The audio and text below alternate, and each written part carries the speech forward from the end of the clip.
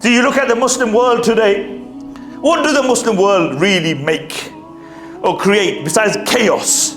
What do they do? You look at the countries, the richest countries in the world today, the Middle Eastern countries. What do they make? They have the largest buildings in the world. They have the latest cars, the biggest cars. They have the latest fridges, TVs, you name it, they have it. They don't make it one screw which goes into those buildings or goes into those motors or cars. They don't, because Muslims have become low achievers. Shaykh Yusuf al-Qardawi rahimahullah mentioned, I remember listening to one of his talks, and he says that there was a country, he doesn't mention a country, but he mentioned one of the Middle Eastern countries. They did an analysis.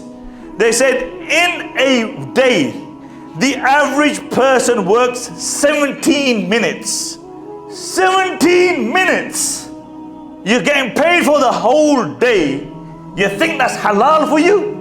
And the message of Allah is saying, whatever you do, do it with itqan. Do it well. Don't waste your time. You know, they say regarding Umar ibn Khattab radiyallahu anhu, they say when he walked, you couldn't keep up with him. They say about the Messenger of Allah sallallahu alayhi wasallam, the Sahaba say, when the Messenger of Allah walked, we could not keep up with him. Why? Because the Messenger of Allah was going somewhere.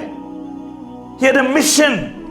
He wasn't lackadaisically walking through life. When Umar saw two people walking like this, Umar took out a whip and he whipped him. He said, believers don't walk like this. One, you're weak.